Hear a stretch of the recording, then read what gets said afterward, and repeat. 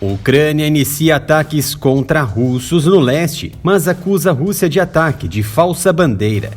A situação das tensões no leste europeu parece estar caminhando para o descontrole iminente de um terrível conflito intercontinental. Ontem, 17 de fevereiro, o canal Área Militar havia analisado o anúncio de Vladimir Putin de que estava retirando parte das tropas e batalhões e seus exércitos nos arredores da fronteira oeste com a vizinha Ucrânia.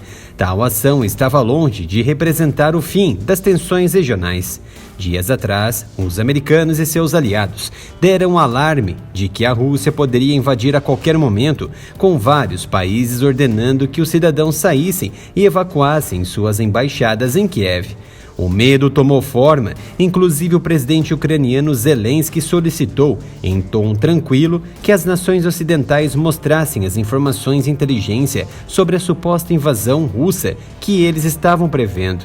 De fato, um ataque se concretizou, mas pasmem, do lado ucraniano. Representantes da autoproclamada República de Luhansk acusaram as tropas ucranianas de terem cometido pelo menos 4 violações do cessar-fogo na manhã de ontem, quebrando o acordo de Minsk feito em fevereiro de 2015, que prevê um cessar-fogo entre as autoproclamadas repúblicas. O presidente russo já havia enfatizado que os acordos de Minsk representavam a única solução possível para a questão, mas Kiev insiste em não cumprir. Geralmente, o exército ucraniano utiliza drones Bayraktar TB2 fabricados na Turquia para bombardear posições avessas na região de Donbas. Apesar dos eventos passados com esses dispositivos, no atual ataque que retardou de vez as últimas conversações e desescaladas das tensões no leste europeu, não houve relatos do uso dos drones. Somadas às já solicitadas diretamente na OTAN, a Rússia intensificou suas exigências de segurança nesta quinta-feira. Com as pré-condições para diminuir a crise, significaria interromper o fornecimento de armas e remover as armas que já haviam sido entregues à vizinha. As tensões vieram em uma resposta por escrito ao embaixador dos Estados Unidos em Moscou, acusando Washington de não responder de forma construtiva às demandas apresentadas em dezembro do ano passado, incluindo a suspensão da expansão da OTAN para o leste em meio ao último ataque comandado pelos ucranianos. A Rússia já definiu então o vice-embaixador americano Bartley Gorman como persona non grata, exigiu sua retirada imediata de Moscou e mandou os americanos remover todas as suas forças da Europa Oriental e Central. Tal medida de retirada provavelmente está fora de cogitação pelo Ocidente. Ocorre que toda a Europa possui mais de 64 mil soldados norte-americanos.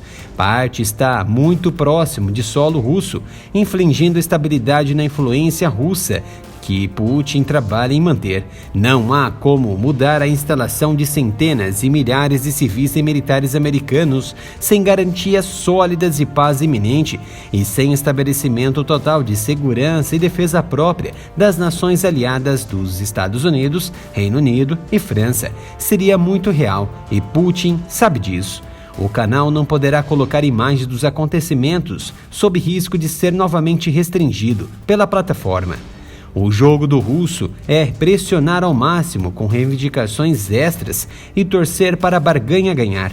Em meia volta das tensões após bombardeio da vizinha em Donbas e anúncio da retirada das tropas por parte de Putin, a administração Biden voltou a questionar essa última decisão e afirmou que houve envio de mais de 7 mil russos em direção à Ucrânia, somando assim mais de 150 mil soldados naquela região.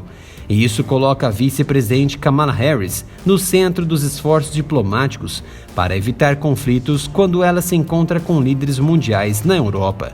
Kamala partiu para a Conferência de Munique para ser o centro das atenções na Europa, enquanto a artilharia mandava fogo na Ucrânia.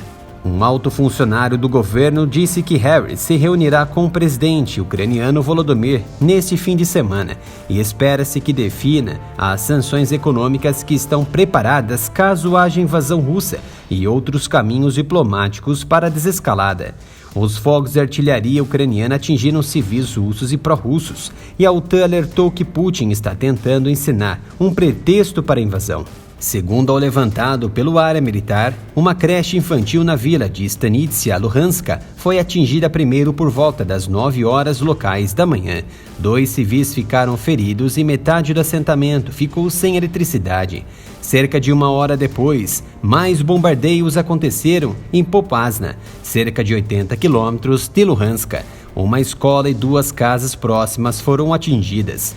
O ministro das Relações Exteriores da Ucrânia, Dmytro Kuleba, deu uma versão diferente. Disse que os pró-Rússia quem bombardearam o prédio, que está localizado perto da linha de frente do lado de Kiev, soando como ataque de falsa bandeira. É difícil chegar a um consenso dos responsáveis pelos ataques. Seria interessante a participação de inspetores internacionais para elucidar a situação e definir os atores, porém sem chance. Para vocês, inscritos, acreditam em falsa bandeira? Deixem suas análises no comentário, que irei ler cada uma. Ataque de falsa bandeira não pode ser descartado, bem como ataques por parte dos ucranianos. O porta-voz do Kremlin, Dmitry Peskov, oficializou a acusação contra a vizinha, solicitou que Kiev dê um passo para trás e alertou Washington e a OTAN a usarem suas influências para conter Volodymyr. Enquanto isso, surgiu relatos de possível coluna de fumaça densa subindo da embaixada russa em Kiev, levantando temores de que documentos confidenciais estejam sendo queimados antes que os diplomatas evacuem, uma ação muito comum entre diplomatas e agentes sensíveis do governo. Em outros lugares, imagens de satélite mostraram que uma nova ponte flutuante foi construída a centenas de quilômetros de distância, atravessando o rio Pripyat, na Bielorrússia, perto de Chernobyl, e cerca de 130 quilômetros ao norte de Kiev. Isso representa a primeira evidência real da rota de invasão por parte da força russa. Porém, não há qualquer tropa ou acúmulo de veículos, apenas marcas de exercícios de treinamento passado. Geralmente, a Rússia utiliza veículos MTU-2020 e MTU-90 e os mais bem conceituados e práticos MMK 8x8 para a construção rápida de pontes móveis sobre rios e lagos. De fato, a gravidade neste momento está no suposto ataque de origem ucraniana contra indivíduos posicionados em Domas. Isso porque o parlamento russo da Duma aprovou uma resolução no início desta semana, pedindo a Putin que reconheça oficialmente as regiões de Donetsk e Luhansk como independentes e tome medidas para ajudá-los a se defender. Seriam como um tratado de defesa mútua.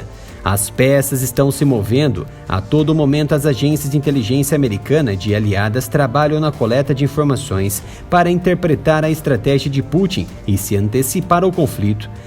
Há milhares de tropas e blindados russos espalhados pela região sul da Bielo, que faz fronteira norte com toda a Ucrânia, existindo ainda unidades até o centro da nação. Já na região da Moldávia, da península ao sul e extremo norte na divisa com Bielo e Ucrânia, o número de forças militares ultrapassa 12 mil tropas. Como cada comando militar estabelece seu quantitativo específico de soldados por tropa, a possibilidade que a Rússia trabalhe entre 20 e 30 soldados por tropa, ou seja, só nessas 12 mil tropas alocadas nessas regiões supracitadas, podem haver mais de 200 mil soldados.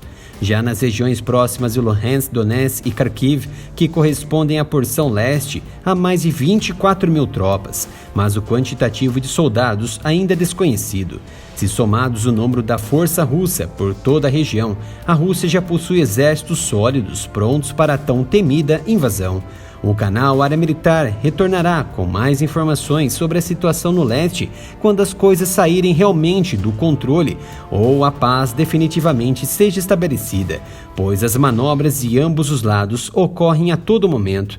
A tarefa deste canal é dar possibilidades a uns inscritos conhecerem os atores, o que está por trás das tensões, os interesses e os estados emparelhados e que serão beneficiados com o conflito. Cabe a cada um aprofundar seus conhecimentos para obter uma interpretação real dos fatos. Agora o canal possui Pix para diminuir as dificuldades que estamos enfrentando com as restrições de monetização do YouTube. Doe qualquer valor para a chave Pix, canal areamilitaroff@gmail.com.